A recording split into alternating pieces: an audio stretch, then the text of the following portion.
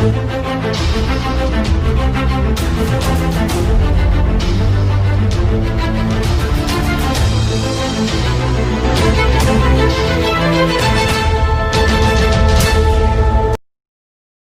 ഈ വീഡിയോ കുട്ടികളോടൊപ്പമാണ് കാണേണ്ടത്.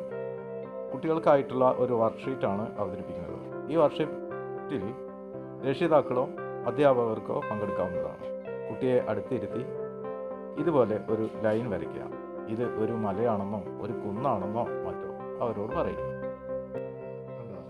അപ്പോൾ മഴ വന്നപ്പോഴാണ് പുല്ല് മുളച്ചതെന്ന് പറയണം.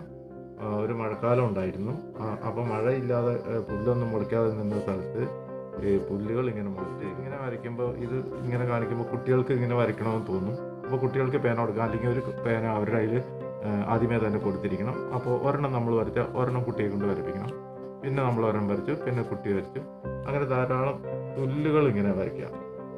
ഇത് ഒരു ഡെക്കറേഷന് വേണ്ടി മാത്രമാണ് ഈ പുല്ലിങ് നമ്മളിങ്ങനെ വരയ്ക്കുന്നത്. പക്ഷേ നമ്മുടെ യഥാർത്ഥ ഡ്രോയിങ് തുടങ്ങുന്നത് ഇവിടെ ഈ മലയിൽ ഈ ഒരു വിത്തുണ്ടായിരുന്നു എന്ന് കുട്ടികൾ പറഞ്ഞു. ഒരു വിത്ത്, ഏതോ ഒരു ചെടിയുടെ ഒരു വൃക്ഷത്തിൻ്റെ ഒരു വിത്തുണ്ടായിരുന്നു.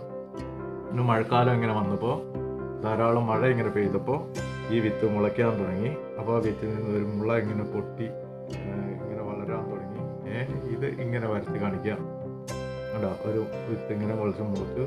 അപ്പോൾ ആ വിത്തിൻ്റെ ഇത്രയും ഇങ്ങനെ തിക്നെസ് വേണമെങ്കിൽ നമുക്ക് കൊടുക്കാം. അതിന് കുറച്ചും കൂടെ തിക്നെസ് കൊടുക്കാം. ഇത്രയൊക്കെ നമ്മൾ തന്നെ ചെയ്യണം. വിത്ത് വരച്ചു. അപ്പോൾ വിത്ത് വരയ്ക്കുമ്പോൾ അതിന് വേരുകൾ മുളയ്ക്കും. അപ്പോൾ കുറച്ച് വേരിങ്ങനെ വരുന്നു എന്ന് കുട്ടികൾ പറയണം. ആ വേരുകൾ ഇങ്ങനെ വന്നു. ഇങ്ങനെ എന്താ ഇഷ്ടംപോലെ വേരുകൾ ഇങ്ങനെ വന്നു. ഇതിന് ശേഷമാണ് കുട്ടിയോട് നമ്മൾ പറയുന്നത് ഈ മരം ഇങ്ങനെ ഉണ്ടായാൽ പോരല്ലോ, അപ്പോൾ അതിനൊരു ശിഖരം വരയ്ക്കാൻ പറയണം. അപ്പോൾ കുട്ടി ചിലപ്പോൾ ഇങ്ങനെ ഒരു ശിഖരം വരച്ചേക്കും. അപ്പോൾ നമ്മൾ അതിനെ ഒന്ന് കുറച്ചും കൂടെ ഒന്ന് ഒരു ശിഖരത്തിൻ്റെ ഷേപ്പാക്കി ഇങ്ങനെ കൊടുക്കണം. അതിനുശേഷം അടുത്ത ശിഖരം വരയ്ക്കാൻ പറയുക. അല്ലെങ്കിൽ നമ്മൾ ഒരെണ്ണം വരച്ച് കാണിക്കാം. അപ്പോൾ ഇങ്ങനെ നമ്മൾ ഒരെണ്ണം വരച്ചു. പിന്നെ നമ്മൾ വേറെ ഒരെണ്ണം വരച്ചു. അപ്പോൾ കുട്ടി ഒരെണ്ണം വരച്ചു. കുട്ടിക്ക് പേന കൈമാറണം, അല്ലെങ്കിൽ പെൻസിൽ കൈമാറണം, അല്ലെങ്കിൽ കുട്ടിയുടെ കയ്യിൽ പെൻസിൽ ഉണ്ടായിരിക്കണം. അപ്പോൾ കുട്ടി അതിങ്ങനെ വരയ്ക്കും.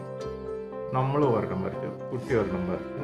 ഏകദേശം ഒരു മരത്തിൻ്റെ ശിഖരങ്ങളായി കഴിഞ്ഞു കഴിഞ്ഞാൽ പിന്നെ ഈ ശിഖരങ്ങൾക്കൊക്കെ ഉപശാഖകൾ വരയ്ക്കാൻ പറയണം.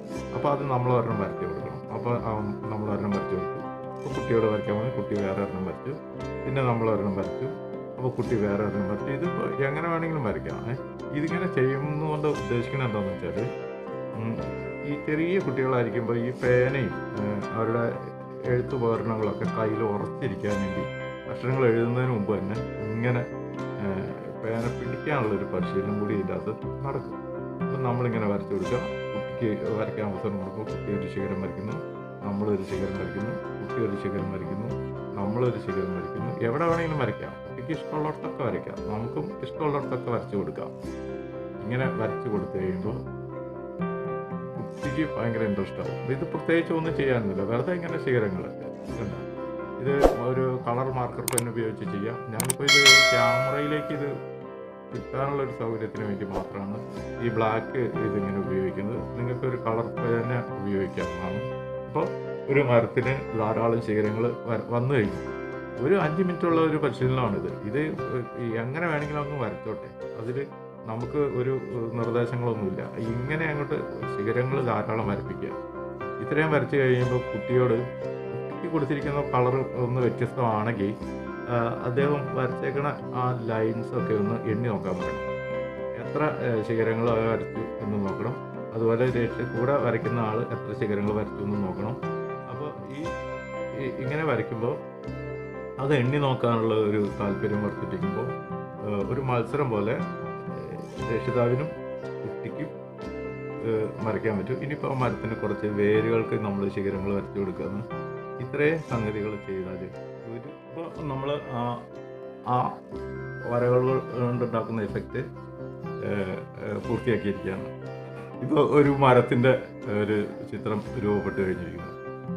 ഇത് വളരെ എളുപ്പത്തിൽ ചെയ്യാവുന്നതാണ്. അപ്പോൾ കുട്ടികളെ അടുത്ത് വിളിച്ചിരിക്കുക, അവരോട് സംസാരിക്കുക. അപ്പോൾ ആ കൂട്ടത്തിൽ ഇങ്ങനെ വെറുതെ ശിഖരങ്ങൾ വരയ്ക്കുക. ഇതേപോലെ ഇങ്ങനെ കറക്റ്റ് ആവണമെന്നൊന്നും നിർബന്ധമൊന്നുമില്ല ആദ്യത്തെ സ്റ്റേജിൽ. എന്നിട്ട് നമ്മളിങ്ങനെ വരയ്ക്കുക. ഇവിടെയൊക്കെ കുത്തുകളൊക്കെ ഇട്ട് കൊടുത്തിട്ട് നമുക്ക് വേണമെങ്കിൽ ഇത് പുല്ലുകളൊക്കെ മുളയ്ക്കുന്ന ഒരു സ്ഥലമാക്കി മാറ്റാം. അപ്പോൾ കുട്ടിക്ക് ഭയങ്കര രസകരമാണിത്. ഈ ഈ പങ്കെടുക്കുന്ന അനുഭവം എനിക്കുണ്ട്. അതുകൊണ്ടാണ് ഞാൻ നിങ്ങൾക്ക് ഇതുമായിട്ട് ഷെയർ ചെയ്യുന്നത്.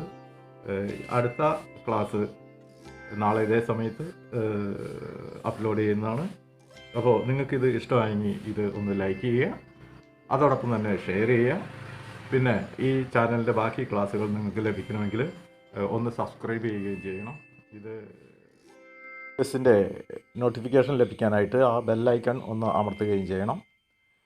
ഇനി അടുത്ത ക്ലാസ്സിൽ ഈ വർക്ക്ഷീറ്റിൽ തന്നെ എങ്ങനെയാണ് ഇതിൽ ഓരോ ഇലകളുണ്ടാവുന്നത്, പൂക്കളുണ്ടാവുന്നത്, അത് എങ്ങനെ വരയ്ക്കാം, എങ്ങനെ അതിലേക്ക് പ്രകാശം പതിക്കുമ്പോൾ അതിൻ്റെ ലൈറ്റ് ആൻഡ് ഷെയ്ഡ് എങ്ങനെ കാണിക്കാം എന്ന കാര്യങ്ങളൂടെ നമ്മൾ അടുത്ത ക്ലാസ്സിലേക്ക് പ്രവേശിക്കുകയാണ്. അപ്പോൾ ആ വീഡിയോയും കൂടി നിങ്ങൾ കാണണം. ഈ വീഡിയോകൾ നിങ്ങൾ കുട്ടികളോടൊപ്പമാണ് കാണേണ്ടത്.